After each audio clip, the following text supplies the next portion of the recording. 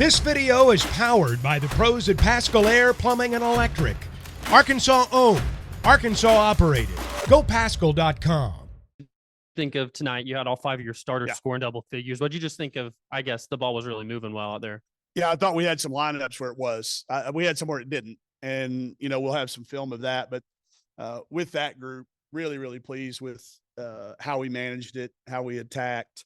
The balance is when we're at our best, obviously. I know that we've got that, but it's good to see it on display in one of these kind of the first five. We kind of broke the season up into five. So to see a balanced scoring night was really good. Sam talked about it some about how just other teams have to pick their poison with the three fast guards. And then Coach Kemper just said the same thing. Just what'd you think of tonight, kind of it being Sam's turn to really fill it up? And I think that's what our kids are learning. They're trying to, teach Talia as a freshman that you look at a 5-game stretch and a 10-game stretch and a 15-game stretch, and they've been here long enough to know that all equals out. People, because how she played at Arkansas State, they're going to make sure she can't probably get to the mid-range. So that means somebody else does it. And just the luxury of being able to, on the fly, them make the change or us make the call from the bench to move them around a little bit. I'm sure it would be very hard to guard. Likewise, we had some matchup issues with that. So I thought he did a good job of exploiting those times when we didn't have those kids on the right kids. And I thought, between Fisher and Upshaw, they really got going there at the end of that second quarter and really changed the momentum of the game going into halftime. Did you kind of have a substitution plan before the game and went with that? It looked like a lot more wholesale in the first half than the second half. Yeah. When we broke the schedule up, we had it scripted and we stuck to the script the entire first half. Without any additions or changes, so that we know what we have going down to this next 5-game stretch, which if you look with Wisconsin, Marquette, UCLA, Florida State, you got a lot of ranked teams in there, teams bubbling around getting votes. So I felt like we needed to have on film enough usable film to teach to the kids who are in those rotations, but also to give our kids the confidence when we do need more depth. Emory coming back is really helped us a lot. Continuing to give Jenna and Christina and Carly valuable minutes in there, I think, is really important to us. And I think it's important to them. They're very coachable, and they've been eating this film up. So good pickup. But yeah, it was on a card, and we followed it. Go. Obviously your schedule takes a little bit of a step up, as you said. Talk about what you feel like you've got accomplished during, I guess, the 2 scrimmages and these 5 games as you head into, at least heavily. I think our roles are pretty clear. I mean, I think now they're defined. Now we got to accept them and play to our strengths. But I do think we got that accomplished. And knowing that how it lays out, the 2 back-to-back to start, and then the trip back to Florida, turn right back around and go down there. And then you come back and you got a team, I think, moved up to number 3 or 2 in the country. Yeah. Okay. But that's, first of all, the 5 that we scheduled for these people, when we scheduled them, didn't have these rosters.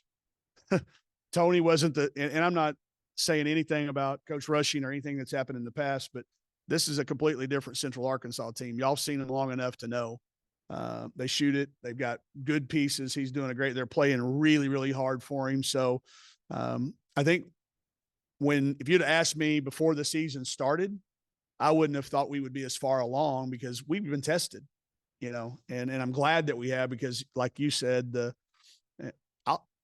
Wisconsin is really good, but I think we've played teams that are similar to them.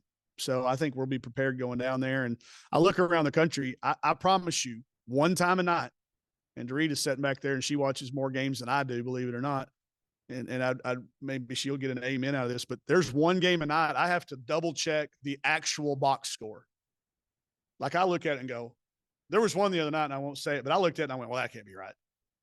And then I looked at the box score and I still didn't think it was right. I was like, oh, that can't be right. And then I looked at both the box scores before I was finally going to convince myself, and it's happening. And I think that's a good sign for women's basketball that can happen in the non-conference. So I'm glad it hasn't happened to us. I do think this group has learned to play through wins. You know, sometimes you have to lose to learn. And so far, this team's been really good. Their talk has been amazing.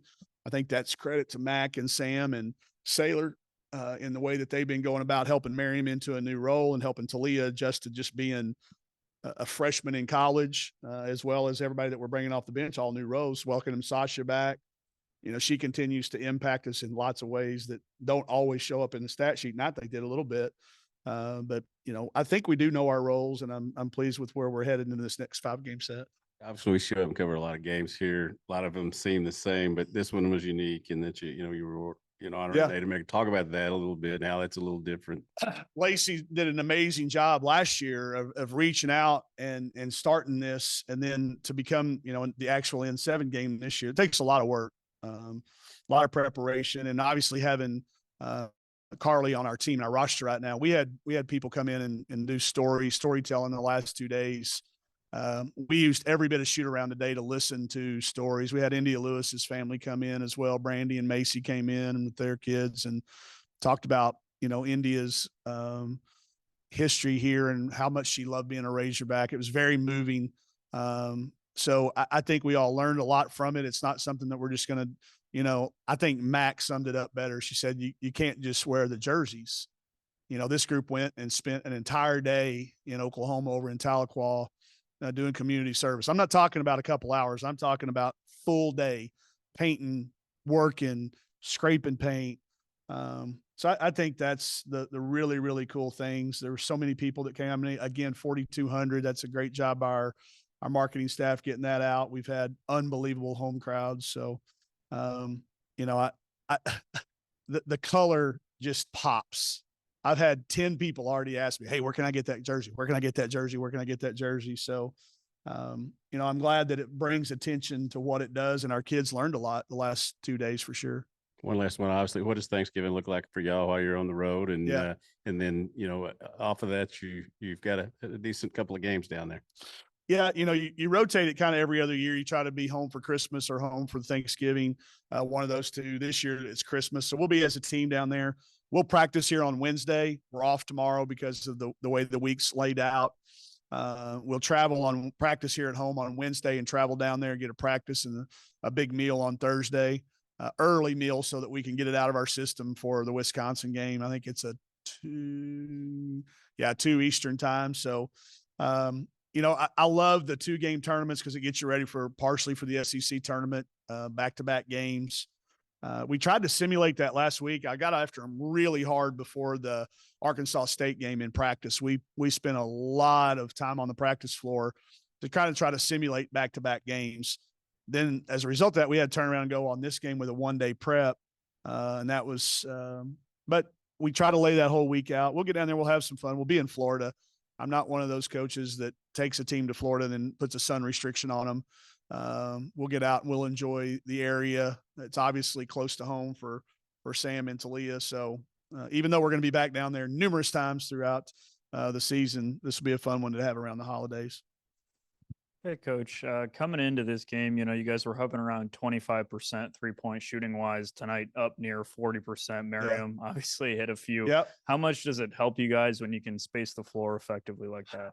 Well, I think we can still continue to shoot it better. We've started defining our shots before they go in. Like when they leave their hand, is it a good shot or not? So we're calling them neithers. So if y'all hear us talking about if the ball has neither touched the paint and come back out, or the ball has neither been thrown up the street in transition, that's when our percentages go down. So our shot selection has been a lot better, I think, these last 2 games. I think Miriam is now 6 for her last 12. I think she went 3 for 6 the other night as well. And, you know, Saylor starts to, you know, we all know how well she shoots it in practice. It was good to see that happen in a game.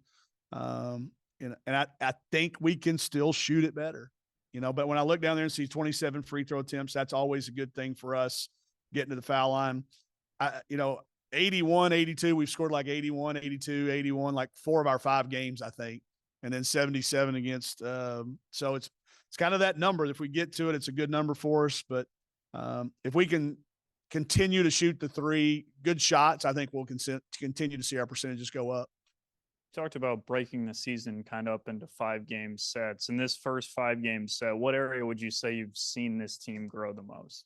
Well, we're taking better care of the ball, and they're really talking to each other about shots. There's been times with our team where we get in evaluation mode during a live ball on our shots.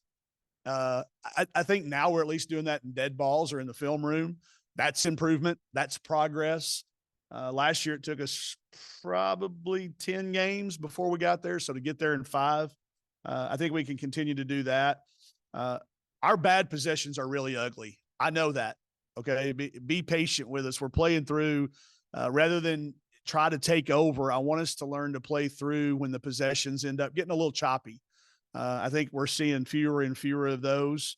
But we'll continue to put them in positions to, I've always heard, I think it was Warren Buffett or somebody said, if people are afraid to make mistakes, they'll never make great decisions. So we're trying to do a lot of teaching through film, a lot of teaching through experience. And I think as long as we can continue to do that through wins, it'll help us continue to progress through this next 5-game set heading into, the 2 tournaments.